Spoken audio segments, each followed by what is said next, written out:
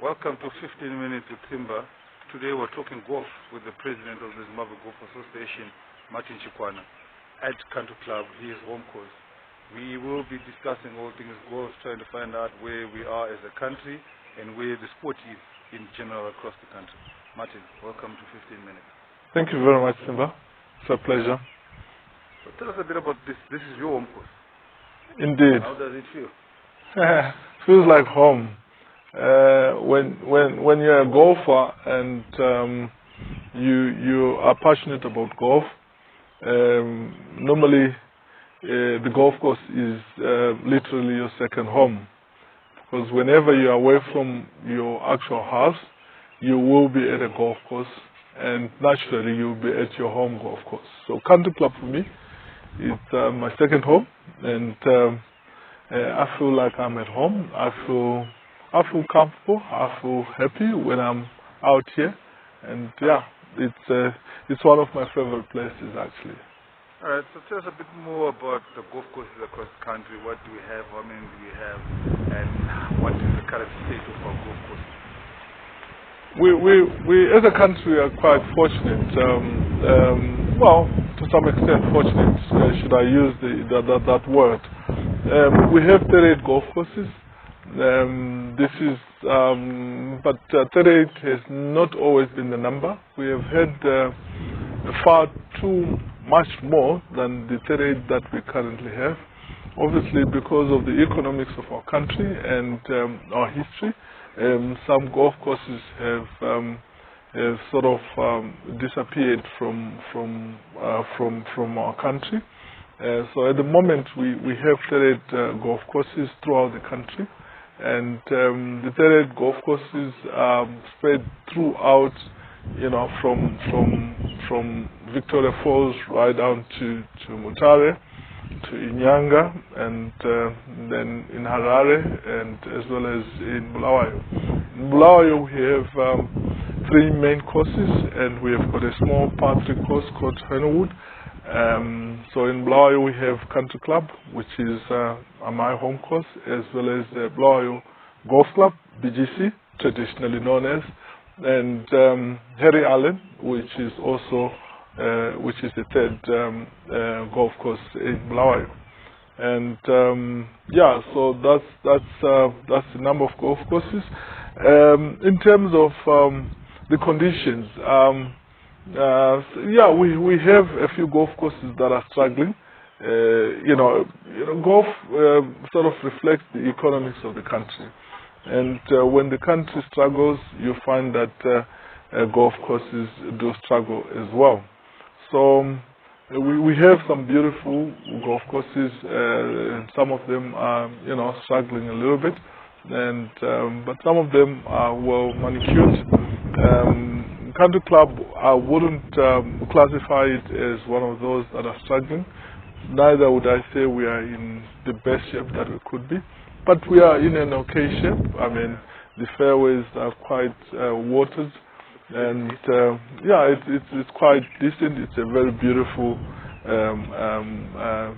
Architecturally, it's well structured. It asks you so many questions in terms of your ability to play golf. The kind of shots that you need to play. With that part here?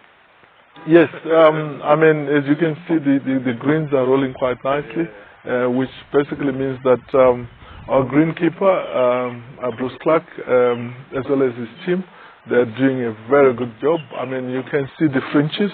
They're well manicured, and the fairways as well have been watered. So, should everything be in its rightful place, this is one of the better courses in the country. Martin, a lot of people think golf is an elitist sport where only the rich or friends of the rich can play. How easy is it, or how is the ZGA looking to make it easy for the average person who has probably genuine passion in playing golf to have access to the beautiful Country Club? Well, it's one of those things that as Zimbabwean Golf Association we intend to continue to tell we have a term that we call demystifying golf. We feel that golf has been mystified in a lot many ways, in which, like you have said, that it's a sport for the rich and the affluent. But I can tell you that golf can be played by anyone, anywhere, and as Zimbabwean Golf Association, it is our intention to ensure that golf can be played by anyone throughout the country. Yes, there are costs that are related to golf. Naturally, like any other sport, it comes with its costs. But if you come to think of it, if you want to play golf, and we have such a huge hectare of land that needs to be cut, that needs to be watered, that needs to be manicured, it comes with a cost. And obviously, those costs go back to the membership. So when you're a member at a golf club, indeed, it is expected that you need to play your part as a member and ensure that the golf course gets to be maintained. However, we also appreciate that not many of us are able to do that, and as an association, we are on a trajectory to encourage as many people as we can to try and get them to come to a golf course and play this game. I've always said that once you are hooked, golf is some form of a drug. Once you are hooked on it, you won't stop. That's how much golf can be addictive. But it's an addiction in a good way, because remember, by playing golf, you are not only just playing golf, you are exercising. So in terms of your health, you're in a good place. You are making friends. Remember, golf, when you play a round of golf of 18 holes, you have an opportunity to be with somebody for about 5 hours. And that's 5 hours of establishing relationships, or 5 hours of friendship. And I can safely tell you that some of the best friendships that I've ever known, or people have ever experienced, are the ones that you get to take place on a golf course. So golf has got so many things that it can actually positively impact on you as a human being, on me as a human being. And it is our intention to ensure that the game can be played across the spectrum of race, across the spectrum of tribe, across the spectrum of religions. It should be a sport that should be enjoyed by anyone, anywhere, at any time. Martin, there are a lot of development projects in golf currently running in the country. We know here in Bulawayo we have Philip Chuma, local pro, running a development program. Are there any more of those across the country, and how well funded are they? Are they giving us the quality of golf that we expect from our youngsters? I saw Kick and Shoot at the Zimbabwe, and I think he did quite well, made the cut. Some pros didn't. How do you feel about your development programs currently running, and what do we need as a country to do to make sure we produce a Rory Martin or a Tiger? The beauty about golf is that it is very possible to produce the next Rory or the next Tiger. What just needs to be done is that we need to have a lot more development programs running through. We appreciate what Philip Chuma is doing in Matabeleland. He's running some development programs all throughout the province. I can speak of other provinces as well. I know Teba Sibanda is the Golf Development Officer for Zimbabwe Junior Golf, and I know Polly Crew in Mutare is doing some splendid work. I remember last 2 weeks ago, one of the juniors that made the cut in the qualifiers was a 14-year-old from Hillside Golf Club in Mutare. So certainly there is some work that's being done, but I should also mention that we can do more. Naturally, obviously, golf is whenever you want to indulge in a development program, you need some funding to ensure that those people that are spending time and going out to do so much work get to be supported. So we need that part to also come in. However, there is a lot that's happening, but there is room at the same time to do more. I feel that especially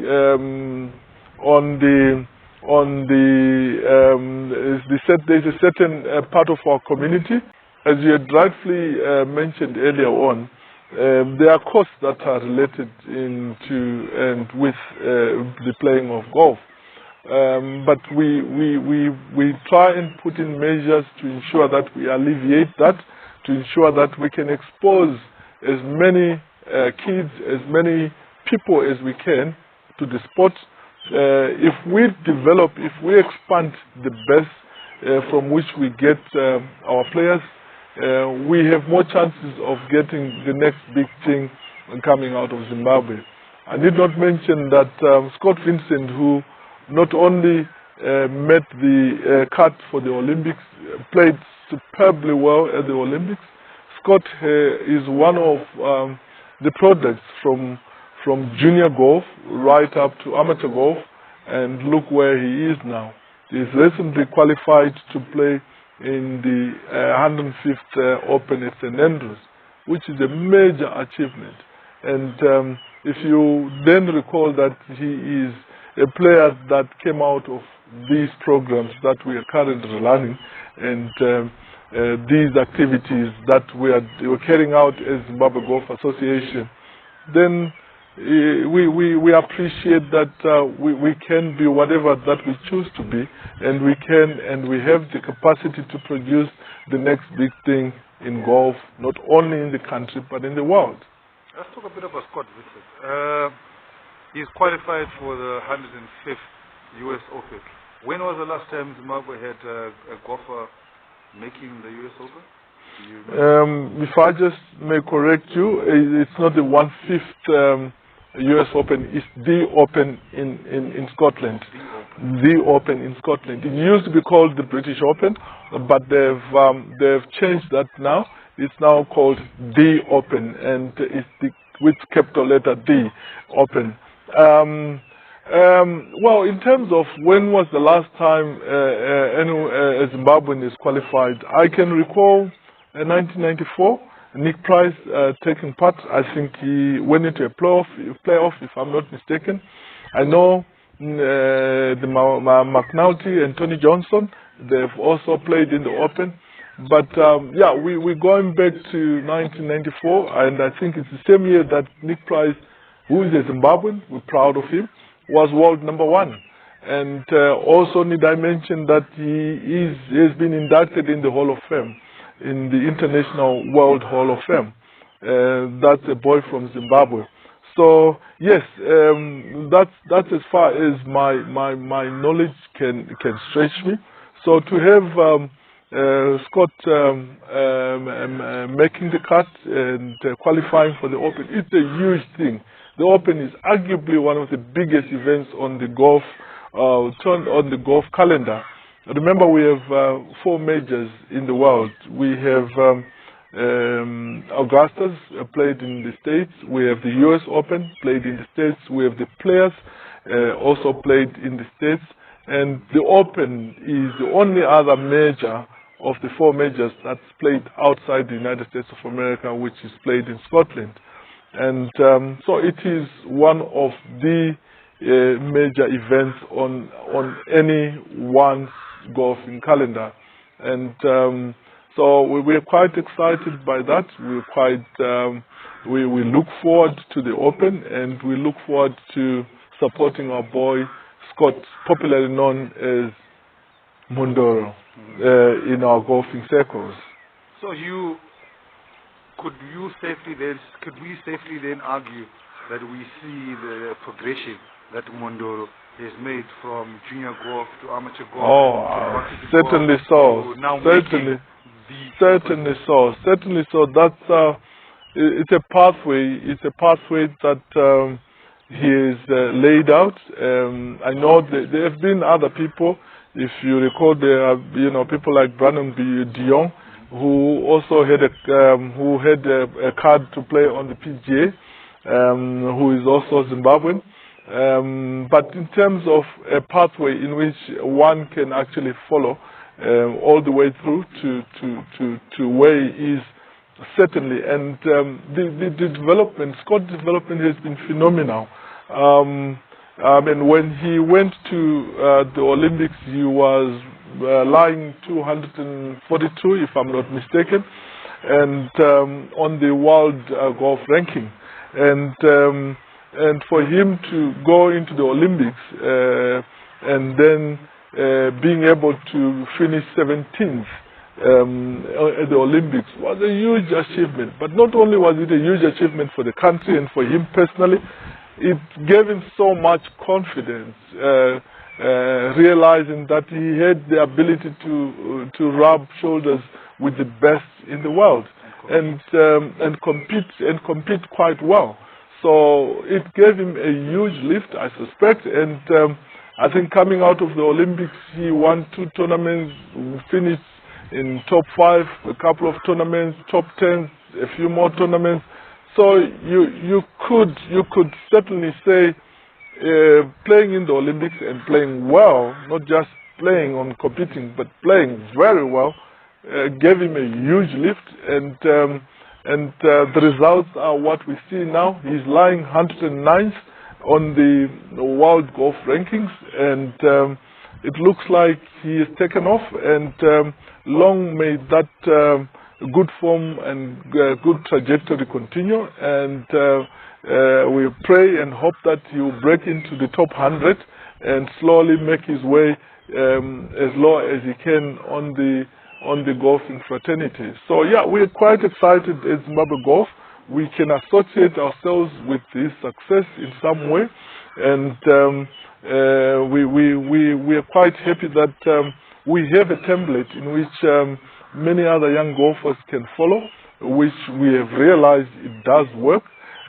So all we now need is to try and ensure that as many young players can induct themselves into that template and go and walk through the same pathway and make it to the top, should they put in the required effort, the desire, the passion, the amount of hard work, and they can reach any skies they wish for. A couple of weeks ago, you chaperoned over the FBC Zimbabwe Open, the premier golf tournament in this country. And for the first time in its history, it was played on over 2 courses, over 4 days. Your thoughts about this year's edition of the Open? Well, this was the special edition of Zimbabwe Open. As you have rightfully pointed out, it was being sponsored by FBC Bank. What an amazing tournament it were. We on a trajectory, or should I say, we are on uncharted waters in terms of where we would want to take golf in the country. Playing the tournament over 2 golf courses, that was Royal Harare and Chapman Golf Course, was an introduction in our desire to play on a bigger schedule of golf in the world. Currently, Zim Open, or Zimbabwe Open, popularly known as Zim Open, is played on the Sunshine Tour, which is a South African-based tour. But it is our desire to get our premier tournament onto the DP World Tour. The DP World Tour is a European tour. It's a tour that stretches from South Africa and right through Africa, into Asia, into Europe. So it's a much bigger event, and traditionally the organizers want the first 2 rounds of that tournament to be played on 2 golf courses. So when we played the Zim Open this year on both Royal and Chapman, it was with an eye on how we were going to be able to manage the process. Should we be successful on getting the Zim Open onto the DP World Tour? The conversations have taken place. Everyone seems to be agreeable that we have the natural weather in Zimbabwe, we have the facilities, and we are capable. So basically it was a trial run to ensure that for the first time we conduct the tournament on 2 golf courses. So next year we hope that we will be on the DP European World Tour, and Zim Open will be part of that event. Perhaps to round off this conversation, what can us, the media, do to help Zimbabwe Golf get to where you and I think agree on? At the top, we've had Nick Price as world #1. We've had McNulty and Johnson competing against the world's best. Now we've got Scott Vincent. What role can the media play in assisting ZGA and local golf to get to those levels again? Well, the media has a very big role to play. I don't take it as the media assisting Zimbabwe Golf Association. I take it as a partnership. I think the media and Zimbabwe Golf Association needs to strengthen a partnership that would work for everyone concerned. Golf, like you have again previously stated, is not played by too many people. But I can attribute that it's as a result of the fact that we don't have too many heroes playing golf. We don't have as many people reading about golf, watching about golf, doing things with golf as a sport.